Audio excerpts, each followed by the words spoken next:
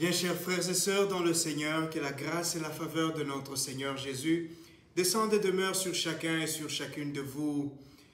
Je voudrais continuer à vous dire merci. Merci pour vos abonnements. Nous sommes en train d'avancer. Nous sommes à 800 abonnés, 800 et plus. Et bientôt, nous serons à notre premier 1000 abonnés. Tout cela, c'est grâce à vous. C'est grâce à votre participation, grâce à votre soutien, grâce à vos partages. Grâce aussi à l'abonnement et aux personnes que vous continuez d'appeler à s'abonner à cette chaîne Aime, sois patient, patiente. Merci pour vos likes, merci pour vos remarques et suggestions. Merci pour tout ce que vous continuez de faire, votre soutien spirituel, moral. Vos paroles me font beaucoup de bien et me permettent aussi de continuer de travailler. La fois passée, nous avons posté une petite vidéo sur un sujet qui est d'actualité, un sujet qui suscite beaucoup de débats et beaucoup de personnes m'ont demandé de continuer, d'approfondir le sujet et je suis content de le faire et j'annonce que la semaine qui commence, au milieu de la semaine, je veux partager une vidéo avec vous dans laquelle j'explique plus en profondeur ce que j'ai dit.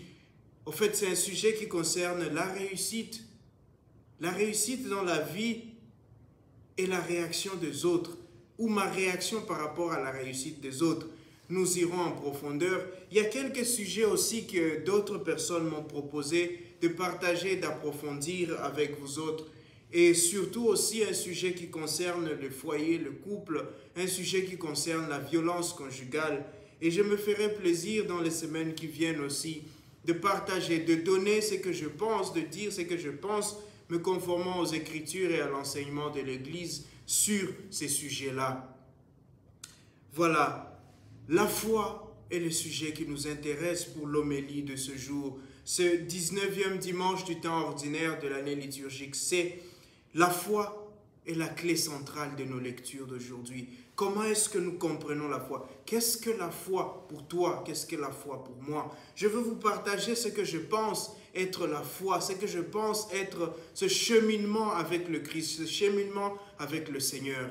En fait, la première chose, c'est que la foi, c'est un voyage. La foi, c'est un cheminement. La foi, c'est un chemin que nous parcourons. Un chemin qui nous mène vers la contemplation du Christ tel qu'il est, vers la vision béatifique, comme on dirait. La foi, c'est cette démarche-là qui nous pousse et qui nous amène chaque jour à découvrir davantage qui est Jésus, à découvrir davantage les merveilles et les bienfaits de Dieu pour nous. Et ce voyage-là, ce chemin, la première chose qu'il y a sur ce chemin, c'est que c'est un chemin qu'on ne fait jamais seul. La foi n'est jamais un voyage solitaire. La foi est toujours un voyage communautaire. C'est toujours un voyage d'ensemble. Et le premier partenaire que j'ai dans ma foi, le premier partenaire que j'ai dans ce voyage de foi, c'est Jésus. Jésus est le premier partenaire avec qui je voyage parce que la foi, c'est un don qui vient de lui. C'est lui qui m'appelle à marcher avec lui. C'est lui qui me propose de cheminer avec lui, d'aller vers le Père, de passer de ce monde au Père avec lui. Donc mon premier partenaire sur ce chemin, c'est Jésus. Après, j'ai le frère et sœur dans l'église. Après, j'ai le monde entier. J'ai toute la création qui me porte, avec laquelle j'avance sur ce chemin. Et dans ce premier partenaire, Jésus, je suis en relation avec lui. Puisque je voyage avec lui, puisque je fais route avec lui, alors je suis en relation avec lui. Donc la foi, c'est d'abord ce voyage dans lequel je suis en relation avec Jésus. Jésus est le premier compagnon avec qui je parcours ce chemin-là de foi. Et ce compagnon avec qui je marche, il y a deux choses. Il y a deux grands préalables afin que je sois avec Jésus. Et nous allons voir, nous voyons que même dans la vie courante, dans la vie pratique, quand je me mets avec quelqu'un, quand je décide de commencer un cheminement avec une personne, quand je décide de commencer une amitié, quand je décide de commencer un groupe, il y a deux préalables. Il y a deux choses. Il y a un socle sur lequel toute relation doit se fonder, toute relation doit s'asseoir, et spécialement ce chemin spirituel, les relations spirituelles. Une relation spirituelle est d'abord fondée sur la confiance et sur la fidélité. Jésus nous disait dans les lectures de cette semaine qui vient de s'achever, si tu veux marcher avec moi, eh bien cela doit être ton chemin. la fidélité et la confiance. Si tu ne me fais pas confiance, tu ne peux pas marcher avec moi. Si tu ne peux pas te confier à moi, parce que c'est ça la confiance, être capable de se confier à quelqu'un d'autre. Et le premier confident que j'ai, c'est Jésus. Le premier avec qui je marche, puisque c'est lui, c'est à lui que je me confie. Et donc la foi, c'est d'abord la confiance. La capacité de dire à l'autre ce qui se passe en moi, ce qui se passe autour de moi, comment je ressens ce chemin. Quand je prie, c'est tout cela que j'exprime à Jésus. Je dis, Jésus, ce cheminement que j'ai fait avec toi, voilà comment je me sens. C'est pourquoi même, pour le baptême, la condition sine qua non du baptême, c'est la foi. La condition sine qua non du baptême, c'est cette acceptation de Jésus comme partenaire de voyage, cette acceptation de Jésus comme faisant partie de ma vie, cette confiance, cette capacité à dire à Jésus, à m'ouvrir à Jésus. Lorsque je suis capable de le faire, alors je peux être baptisé, alors je peux être compté parmi ceux qui sont ses disciples, ceux qui sont ses apôtres. Et Jésus, quand il envoie ses disciples, il leur dit, ceux qui croiront, baptisez-les. Donc, la foi d'abord et puis le baptême après. Donc, on ne peut pas baptiser quelqu'un qui n'a pas la foi. On ne peut pas baptiser quelqu'un qui refuse de marcher avec Jésus. Parce que ce baptême vient comme un cachet pour dire, celui-ci, celle-ci a accepté de marcher avec Jésus. Donc, voilà le premier préalable, comme je disais, la confiance. Et puis la fidélité. La foi, ce n'est pas un essai, ce n'est pas une chose d'aujourd'hui et demain, on arrête. Et c'est pourquoi même les sacrements reposent sur la foi. Parce que ce ne sont pas des essais. C'est-à-dire, je suis avec toi en attendant. On ne croit pas en attendant. On croit parce qu'on a fait l'expérience. Parce qu'on a cheminé avec Jésus, parce qu'on a lu la Bible, on a entendu, on a vu l'expérience et on s'est dit, Jésus, je marche avec toi. Jésus, je veux cheminer avec toi. Et lorsqu'on prend cette décision, c'est une décision qu'on prend en âme et conscience. Et ça vaut la même chose pour tous les autres sacrements. Si je veux me marier, lorsque je prends cette décision, ça veut dire qu'en âme et conscience, j'ai eu le temps de cheminer avec cette personne. J'ai eu le temps de marcher, de regarder cette personne vivre. J'ai eu le temps de considérer le pour et le contre. J'ai eu le temps de poser des questions. Et enfin, je me dis, cette personne peut être un partenaire ou une partenaire pour la vie. Cette personne, je peux la prendre pour cheminer. Je suis capable de me confier à cette personne. Parce que quand on est capable de se confier, alors on est unis. On reste fidèle à la personne parce que cette personne porte mes secrets. Cette personne porte mon intimité. Cette personne porte ce que j'ai de plus cher. Et donc si je confie ce que j'ai de plus cher à une personne, alors je reste attaché à cette personne-là. Parce que je sais que la même chose me reviendra aussi. La réciproque sera vraie. Et c'est avec Jésus qu'il faut commencer cela. Si on veut le répercuter sur d'autres personnes, dans d'autres domaines de notre vie, commencez avec Jésus. Si tu n'es pas capable de te confier à Jésus, si tu n'es pas capable de faire confiance à Jésus, si tu n'es pas capable d'être fidèle à Jésus, alors dans les autres choses, tu ne sauras pas. Dans les autres domaines de la vie, ça sera difficile. Parce que c'est Jésus qui te donnera, au fait, cette surabondance que tu déverseras sur d'autres personnes. Et donc, si tu rencontres une personne qui n'est pas capable d'abord de faire confiance à Jésus, ne chemine pas avec cette personne. Elle ne t'apportera rien. Si tu veux te mettre en couple avec une personne et que tu te rends compte que cette personne est incapable de faire confiance à Jésus, cette personne est incapable d'être fidèle au Seigneur, alors ce n'est pas la peine. Parce que tu vas le regretter plus tard. Le socle est posé, la base posée. Ce voyage, alors, Jésus nous demande d'emporter 3 choses. 3 choses qui vont nous être nécessaires dans ce voyage de foi. 3 choses qui vont vraiment nous aider à garder le pas, à soutenir le pas. Et n'oublions pas que Jésus sera toujours là pour nous aider, pour porter notre sac quand parfois il est lourd, pour nous soulever même nous-mêmes quand parfois nous ne savons plus marcher. Les 3 choses sont la patience, la persévérance et l'espérance. Les 3 choses que nous mettons dans notre gibecière, dans ce cheminement de foi, sont la patience, la persévérance et l'espérance. La patience, c'est cette attente active. Lorsque je demande une chose au Seigneur, lorsque je prie, je dis, Seigneur, j'ai besoin d'un travail. Seigneur, j'ai besoin que ma condition sociale s'améliore. Seigneur, j'ai besoin de trouver un foyer stable. Seigneur, j'ai besoin de trouver un homme ou une femme qui m'aime et que je vais aimer, avec qui je veux fonder une famille. Voilà la demande. Cette demande, je l'adresse au Seigneur. Mais est-ce que j'ai la foi? Est-ce que je l'adresse à Jésus? Je me confie à lui comme mon partenaire. Est-ce que je parle à Jésus comme quelqu'un en qui je veux me confier? Je demande un travail. Je demande un mariage. Je demande de bonnes conditions sociales. Et la première chose à faire, c'est la patience. Parce que déjà, je sais que j'ai confiance en Jésus. Lorsque je lui demande, je sais qu'il me donnera. Lorsque je lui demande, je sais qu'il sera toujours là avec moi pour exaucer cette prière. Il est toujours là, présent. Il est fidèle à ce qu'il promet. Et si j'ai confiance, je sais que ce que je lui ai demandé, Jésus me le donnera. Alors la première chose, c'est être patient. Être capable d'attendre activement. Activement, ça veut dire, j'ai demandé au Seigneur un travail. Et donc, qu'est-ce que je fais? Je commence à donner mon CV. Je commence à déposer là où on a inscrit des demandes de travail. Je dépose des demandes d'emploi. Je dépose et j'attends patiemment. Et chaque jour, je fais tout. J'agis comme si tout dépendait de moi et j'attends comme si rien ne dépendait de moi et tout du Seigneur. Voilà la patience. Ce n'est pas ça. La patience, ce n'est pas la passivité, ce n'est pas l'oisiveté. La patience, c'est une attente active. Donc, je continue de faire des choses en sachant que le Seigneur aussi est en train d'agir. Le Seigneur va m'exaucer en temps voulu. Et moi, je suis là. J'attends activement. La résilience, c'est aussi un synonyme de la patience. C'est-à-dire, je ne m'abandonne pas. Je ne suis pas fade comme un sac qu'on a déposé. Mais je suis dans une attente. Je guette.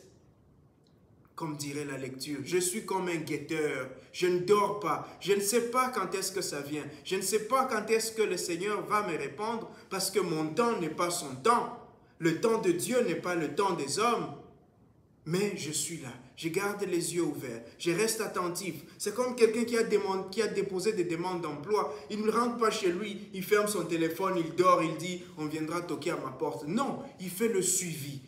Il regarde chaque jour. Où est-ce qu'on a répondu? Qui est-ce qui... Ok? Quelqu'un qui est dans une relation, tu ne dis pas, oh, elle m'a dit je t'aime ou il m'a dit je t'aime, ok, basta, on s'assoit. Non, c'est chaque jour qu'on réactive cela. Chaque jour, tu écris un message. Tu dis, ça va, bien réveillé? Et c'est comment? Chaque jour. Tu ne sais pas quel jour il va dire, bon, finalement, est-ce qu'on peut penser au mariage? Mais c'est chaque jour, chaque pas qui t'amène vers cela.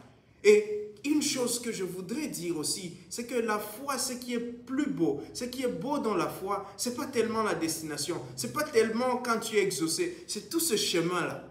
Ce qui est beau dans un voyage, ce n'est pas tellement la destination, c'est toute l'expérience que tu vas avoir tout au long de ce cheminement, tout au long de ce voyage.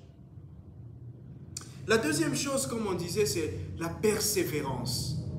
La persévérance, quand on regarde l'origine latine, la persévérance vient de aller au-delà de l'austère. Pardon, aller au-delà de ce qui est dur. Déjà que patienter, c'est difficile. C'est-à-dire être dans une sorte d'anxiété, dans une sorte d'incertitude. On ne sait pas. C'est là, mais ce n'est pas là. C'est comme ce jeu-là. Il veut me donner, mais il ne me donne pas. Il veut dire ceci, mais il ne dit pas. Donc je suis là, je me demande, Jésus, c'est quand? Il me dit, je t'ai dit, ça viendra. Et je sais au fond de moi que ça viendra parce que je lui fais confiance, parce que je sais qu'il est fidèle. Mais puisque je ne sais pas quand, puisque je suis un humain, je suis en train de me poser des questions. C'est comme quelqu'un qui te dit, oh, je te marierai. Et chaque jour tu es, est-ce que c'est maintenant? Est-ce que c'est le temps favorable? Un enfant à qui tu as promis, je t'achèterai un cadeau. Cet enfant, chaque jour, te posera une question. Ah, le cadeau que tu m'avais promis. Dis, je t'avais dit, je vais acheter. Mais c'est quand? Mais c'est quand? Et donc, la persévérance nous permet de ne pas désespérer. La persévérance nous permet de rester fort dans ce moment d'austérité, dans ce moment de peine intérieure. Parce que c'est ça aussi, il y a cet exercice de la foi qui nous peine un peu intérieurement. On dit, mais Jésus, pourquoi tu ne peux pas faire ça aujourd'hui? Pourquoi je ne peux pas te demander aujourd'hui et je reçois demain? Eh bien, Jésus, ce n'est pas Amazon. Même Amazon, parfois, il traîne aussi. Ou d'autres services de livraison, services de poste, parfois, ils traînent aussi. Mais Jésus, ce n'est pas cela. Il a son temps, il a sa manière. Et puisque j'ai décidé de lui faire confiance, voilà ce que cela signifie. La persévérance, cette capacité de résister, d'aller au-delà de l'austère, d'aller au-delà de cette peine que ça peut me faire d'attendre. Parce que beaucoup d'entre nous, on n'aime pas attendre. Nous n'aimons pas attendre. Quand j'ai dit et ça doit se faire. Donc la foi, c'est aussi cette persévérance. Enfin, c'est l'espérance. L'espérance qui est cette grande vertu, ces sentiments intérieurs, c'est cette vertu spirituelle qui nous dit que ce que Dieu a promis, Dieu le réalisera. Ce que Dieu a dit, il le fera. Parce que notre Dieu, sa parole est action. Sa parole est vie. Sa parole a été incarnée en Jésus. Et nous savons que Jésus, quand il dit, il fait. Et donc, si nous vivons, si nous transportons, si nous emportons ces trois choses avec nous, et sachant que nous marchons avec Jésus, alors tout ce que nous demandons, nous le recevrons. Mais une chose que nous ne devons pas oublier, la réception de notre demande peut se faire pendant que nous sommes là ou après nous. Le Seigneur nous donnera toujours. Le Seigneur réalisera toujours sa promesse, mais parfois pas dans le temps que nous voulons lui impartir. Abraham, à qui on a promis d'avoir un peuple, Abraham est mort sans avoir vu ce peuple constitué. Même Moïse qui a sorti le peuple d'Israël, Moïse qui leur a dit, Dieu va vous donner une terre, il va vous donner une terre où coule le lait, le miel. Moïse n'a pas vu ce lait et ce miel. Au contraire, Moïse a fait ça dans le désert avec un peuple à la nuque raide, un peuple qui ne le comprenait pas. Moïse s'est fâché plusieurs fois contre Israël. Mais Moïse savait que le Seigneur donnera à ce peuple cette terre. Le Seigneur a promis, il réalise. Aujourd'hui, peut-être tu es là, tu pleures. Aujourd'hui, peut-être tu es là, tu as demandé au Seigneur depuis des années de te donner une vie paisible, de te donner de la santé, d'améliorer ta condition de vie.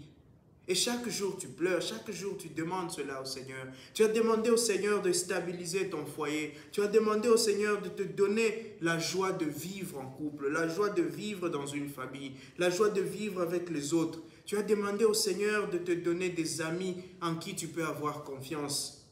Et chaque jour, tu demandes cela au Seigneur. Mais la question que je peux te poser aujourd'hui, la question que tu peux te poser aussi aujourd'hui, est-ce que j'ai confiance au Seigneur? Est-ce que quand je demande au Seigneur, je lui dis tout sur ce que je demande? Est-ce que je lui dis le fond de mon cœur? Est-ce que je lui livre le fond de mon cœur? Est-ce que j'essaie de rester fidèle au Seigneur? Et puis, est-ce que j'essaie de porter ces trois choses? La patience, la persévérance et l'espérance. Parce que je sais que même si aujourd'hui le Seigneur ne me donne pas ce que je demande, le Seigneur le donnera. D'une manière ou d'une autre, le Seigneur me répondra. Et donc si je suis patient, si je suis persévérant, si je suis dans l'espérance, et la dernière chose peut-être, si je reste attentif aux signes de temps. Parce que le Seigneur exauce toujours nos prières, mais pas toujours de la manière dont nous le voulons. Le Seigneur nous donne toujours ce qu'il nous faut, mais pas toujours ce que nous voulons. Je demande au Seigneur ce que je veux, le Seigneur me donne ce qu'il me faut.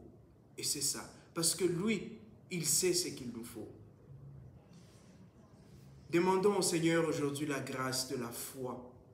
Demandons-lui la grâce d'une foi qui fait confiance, une foi qui reste fidèle, une foi qui est patiente, qui est persévérante et qui espère.